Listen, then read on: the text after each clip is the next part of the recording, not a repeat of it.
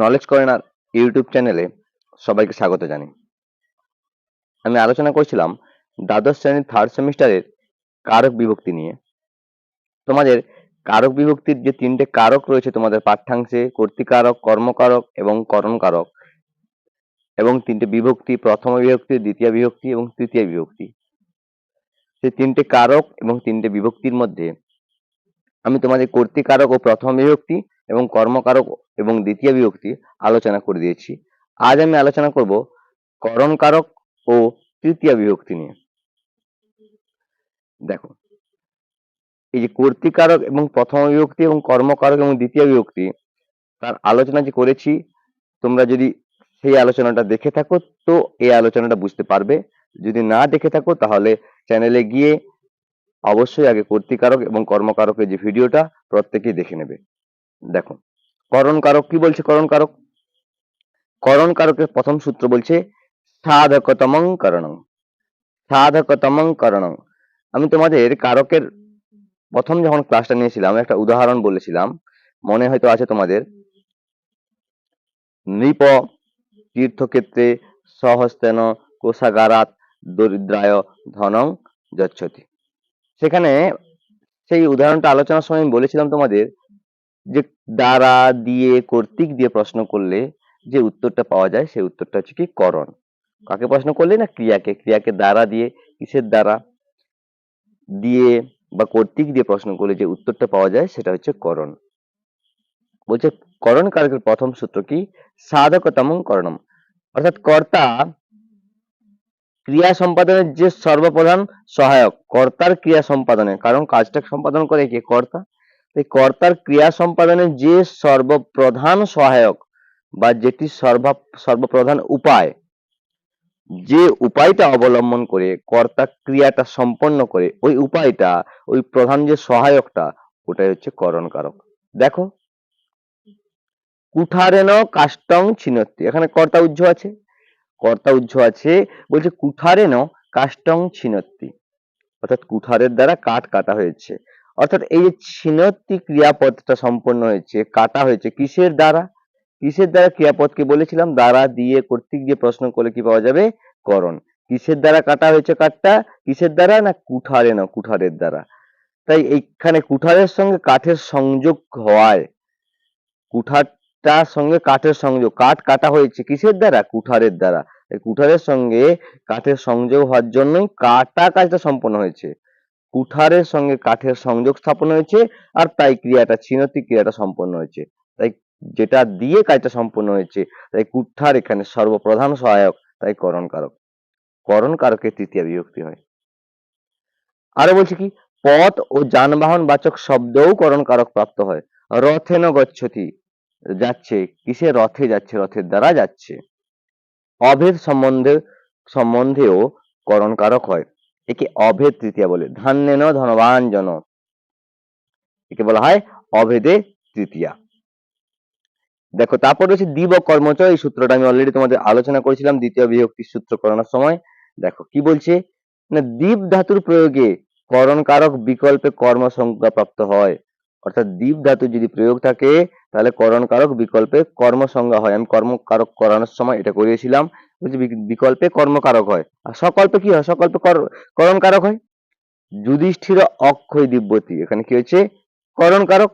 আবার দীপ ধাতু প্রয়োগ রয়েছে দিব্যতি, আবার বলছে যুধিষ্ঠির অক্ষান দিব্যতি, এখানেও দীপ ধাতুর প্রয়োগ রয়েছে, কিন্তু এখানে হয়েছে কি? না অক্ষান কর্মকারক। বলছে দীপ ধাতুর প্রয়োগে অক্ষয় পদে করণ কারক এবং অক্ষান পদে কর্মকারক রয়েছে। কি কারণ হলো এই করণ কারক বা কর্মকারক? একটাই কারণ, দীপ ধাতুর প্রয়োগ থাকায়। তারপর দেখো রয়েছে তৃতীয় বিভক্তির সূত্র, এখানে উল্লেখ করা নেই, এটা হবে তৃতীয় বিভক্তির সূত্র। এখান থেকে শুরু হচ্ছে তৃতীয় বিভক্তি। তার আগের দুটো সূত্র বললাম করণ কারকের সূত্র। করণ কারকের প্রধানত একটাই সূত্র, সাধকতমং করণম। এখান থেকে তৃতীয় বিভক্তি। কি বলছে? কর্তৃকরণয় তৃতীয়া। আমি তোমাদের প্রথম দিন কারক আলোচনার সময় বলেছিলাম কর্তৃকারকের যদি নিজস্ব বিভক্তি হয় সেটা হচ্ছে তৃতীয় বিভক্তি। কারণ কর্তৃকারকের যেটা আমরা প্রথম বিভক্তি বলি সেটা কেবল উক্ত কর্তায় প্রথম বিভক্তি হয়। কিন্তু কর্তৃকারকের নিজস্ব বিভক্তি তৃতীয়া বিভক্তি, কর্তৃকরণয়স তৃতীয়া, অর্থাৎ অনুক্ত কর্তায় এবং অনুক্ত করণে তৃতীয় বিভক্তি হয়। অনুক্ত কর্তায় এবং অনুক্ত করণে তৃতীয় বিভক্তি হয়।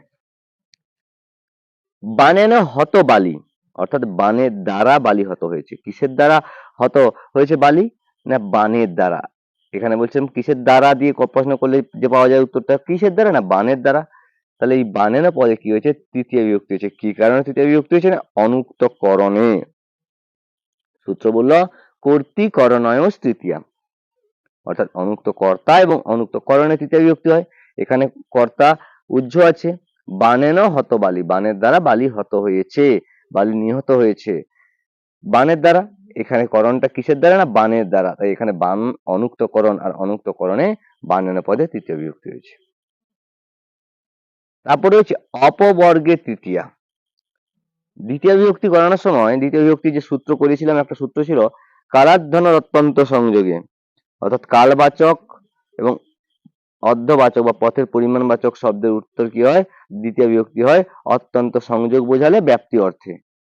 এখানে বলছে সেখানে ব্যাপ্তি অর্থে, অর্থাৎ সেখানে ফলপ্রাপ্তি হয়নি, কিন্তু এখানে অপবর্গের শব্দের অর্থ কি? অপবর্গ শব্দের অর্থ ফলপ্রাপ্তি। ফলপ্রাপ্তির পরে ক্রিয়া বর্জন করা বোঝালে, ফলপ্রাপ্তি হয়ে গেলে আর কাজ করার তো প্রয়োজন থাকবে না। তাহলে ফলপ্রাপ্তির পরে ক্রিয়া বর্জন করা বোঝালে, অর্থাৎ অতীতে কোনো কাজ আরম্ভ হয়ে শেষ হয়েছে, কাজটা আরম্ভ হয়েছিল অতীতে, সেটা বর্তমানে শেষ হয়ে গেছে এবং তার ফলও বর্তমানে পাওয়া গেছে, কাজ শেষ হওয়ার পর ফলটাও পাওয়া গেছে। এরূপ বোঝালে সময় বা কালবাচক শব্দটির এবং পথের পরিমাণ বাচক শব্দটিতে অপবর্গে তৃতীয় বিভক্তি হয়, তার ক্রিয়াটা অতীত কাল হয়। দেখো কাজটা হয়ে গেছে, তার মানে অতীতকাল, তার মানে ক্রিয়া অতীতকাল হবে। কাজটা হয়ে গেছে, তার ফল প্রাপ্তিও হয়ে গেছে, অর্থাৎ কাজটা হয়ে গেছে মানে অতীতকাল, তার ফল প্রাপ্তি বোঝাচ্ছে। তাহলে ফল প্রাপ্তি বোঝালে, কাজটা সম্পূর্ণ হয়ে গেছে বোঝালে যদি কালবাচক আর পথের পরিমাণবাচক বা দূরত্ববাচক শব্দে কি হয়? তৃতীয় বিভক্তি হয়। কোন সূত্রানুসারে? অপবর্গে তৃতীয়া, এই সূত্রানুসারে তৃতীয় বিভক্তি হয়। তারপরে দেখো রয়েছে কি উদাহরণ, সবর্ষেণ ব্যাকরণম অপঠৎ। সেখানে কি ছিল? সব বর্ষং ব্যাকরণম পঠতি ঠিক বা ছিল সব মাসেন ব্যাকরণ পঠতি, সে এক মাস ধরে ব্যাকরণ পড়ছে। ও সেখানে ছিল সব মাসং ব্যাকরণং পঠতি, এক মাস ধরে ব্যাকরণ পড়ছে, মাসেন নয়, মাসং ব্যাকরণং পঠতি, এরকম ছিল। এখানে বলছে সব বর্ষেণ ব্যাকরণং অপঠৎ, অর্থাৎ সে এক বছর ধরে ব্যাকরণ পড়ছে এবং ফলও পেয়ে গেছে। তাহলে এক বছর ধরে ব্যাকরণ পড়ছে মানে পড়া কাজটা তার সম্পূর্ণ হয়ে গেছে, অর্থাৎ অতীতে হয়ে গেছে কাজটা, আর ফলও সে পেয়ে গেছে। আবার বলছে ক্রোশেন স্তোত্রম অপঠৎ, এক ক্রোশ পথ ধরে স্তব পড়ছে, এক ক্রোশ পথে যেতে যেতে এক ক্রোশ পথ ধরে স্তব পড়ছে এবং ফলও পেয়েছে। তাই এখানে ওই যে প্রথমে বললো কালবাচক বর্ষেন, আর পথের পরেতে বললো কি পথবাচক বা পথের পরিমাণবাচক দূরত্ববাচক ক্রোশেন পদে অপবর্গে তৃতীয়া হয়েছে, কারণ এখানে দুটোতেই কি হয়েছে? না কাজটা সম্পূর্ণ হয়ে গেছে, তার ফল লাভ হয়ে গেছে। কিন্তু বলছে ব্যাপ্তির সঙ্গে ফলপ্রাপ্তি বা ক্রিয়া সমাপ্তি বোঝালেই তবেই অপবর্গে তৃতীয় বিভক্তি হয়, আর না হলে অন্যথায় ব্যাপ্তি অর্থে দ্বিতীয় বিভক্তি হয়। তারপর রয়েছে সহযুক্তে অপ্রধানে, সহ শব্দ আর সহার্থবোধক যে শব্দ রয়েছে সার্ধম, সাকম, সমম, সহ শব্দ, সার্ধম, সাকম এবং সমম শব্দের যোগে তৃতীয় বিভক্তি হয়। কেবল সহার্থ বোঝালে তৃতীয় বিভক্তি হয়, যদি সহার্থ বোঝায় অর্থটাও বোঝালে তৃতীয় বিভক্তি হয়। দেখো বলছে পুত্রেণ সহ বা পুত্রেণ সাকম পিতা গচ্ছতি, পুত্রের সঙ্গে পিতা যাচ্ছেন। এখানে সহ বোঝাচ্ছে, সহ বা সার্ধম সাকম শব্দ রয়েছে এখানে, তাহলে সহ বোঝাচ্ছে, অর্থ বোঝাচ্ছে, পুত্রের সঙ্গে পিতা যাচ্ছেন, এখানে সহ বা সাকম শব্দের যোগে পুত্রেণ পদে তৃতীয় বিভক্তি। আবার বলছে দেখো পুত্রেণ আগত পিতা, এখানে কিন্তু সহ বা সাকম বা সার্ধম কোনটার উল্লেখ নেই, কিন্তু বলছে পুত্রের সঙ্গে পিতা এসেছিলেন। এই যে দেখো বলছিলাম কি না কেবল সহার্থ বোঝালে, অর্থাৎ অর্থটাও যদি বোঝায় তাহলেও তৃতীয় বিভক্তি হয় এই সহযুক্তি অপ্রধানের সূত্রানুসারে। এখানে বলছে পুত্রেণ আগত পুত্র, পুত্রেণ আগত পিতা, অর্থাৎ পুত্রের সঙ্গে পিতা আসছে। এখানে পুত্রেণ সহ আগত পিতা, এই সহটা উজ্জ আছে, অর্থাৎ সহ শব্দ উজ্জ আছে। তাহলে সহ শব্দ যোগে পুত্রম পদে তৃতীয় বিভক্তি হয়েছে। উজ্জ থাকলেও তাহলেও বলছে সহ শব্দ যোগে সহযুক্ত অপ্রধান সূত্রানুসারে পুত্রেণ পদে তৃতীয় বিভক্তি হয়েছে। পরের সূত্র দেখো, বলছে কি জেনাঙ্গ বিকার, জেন অঙ্গ বিকার, অর্থাৎ শরীরের কোন অঙ্গের বিকৃতি হলে, শরীরে যদি কোনো অঙ্গের বিকৃতি হয়, সেই অঙ্গবাচক শব্দটিতে, সেই বিকৃত অঙ্গবাচক শব্দটিতে তৃতীয় বিভক্তি হয়। অঙ্গ যার আছে তাকে অঙ্গি বলা হয়, আমাদের পুরো দেহটাকে বলা হয় অঙ্গি, আর একটা একটা অংশকে বলা হচ্ছে কি অঙ্গ। আর শরীরের বা দেহের বিকারযুক্ত অঙ্গ বেশি হতে পারে অথবা কম হতে পারে, যখন বিকার বা বিকৃতি দেখা যাবে অঙ্গে, তখন সেটাতে তৃতীয় বিভক্তি হবে। কোন সূত্রানুসারে? না জেনাঙ্গ বিকার সূত্রানুসারে। উদাহরণ দেখো, বালক পাদেন খঞ্জ, বালকটি পায়ে খোঁড়া। এখানে বালকের সঙ্গে অঙ্গের বিকৃতি বোঝাচ্ছে। বালকের কিটা অঙ্গের বিকৃতির কোনটা? না অঙ্গের বিকৃতি হচ্ছে কি না পাদেন। এই পাদেন পদে জেনাঙ্গ বিকার সূত্রানুসারে তৃতীয় বিভক্তি হয়েছে। তারপর দেখো, বলছি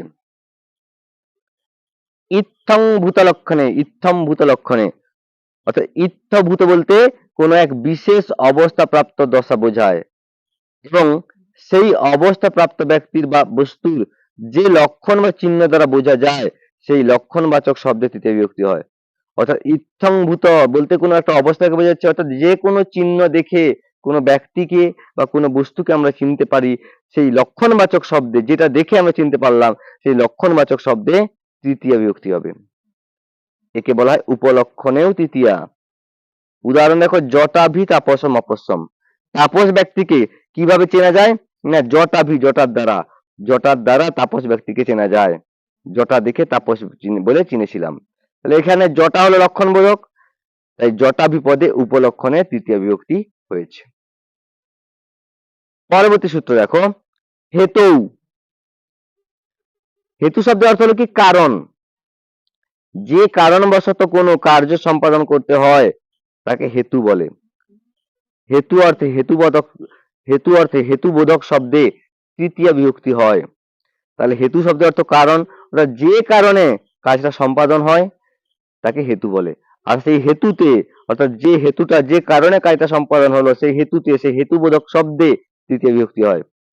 উদাহরণ দেখো, বালিকা হর্ষেন নৃত্যতি, বালিকাটি আনন্দে নাচছে। বালিকা নাচছে, নাচছে ক্রিয়াটা সম্পন্ন করছে। বালিকাটি কি কারণে নাচছে? হর্ষেন নাচছে, অর্থাৎ হর্ষেন নৃত্যতি, আনন্দে নাচছে। এখানে বালিকার নাচের কারণ কি? হর্ষ, অর্থাৎ আনন্দ। তাই হেতু অর্থাৎ হেতুটা কি না হর্ষেন, তাই হর্ষেন পদে তৃতীয় বিভক্তি হয়েছে।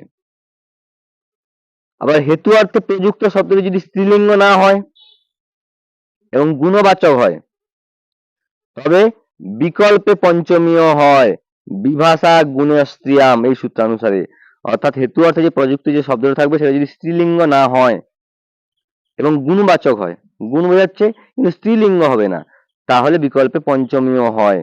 যেমন কি দুঃখাত ক্রন্দতি, অর্থাৎ দুঃখ হেতু কাঁদছে।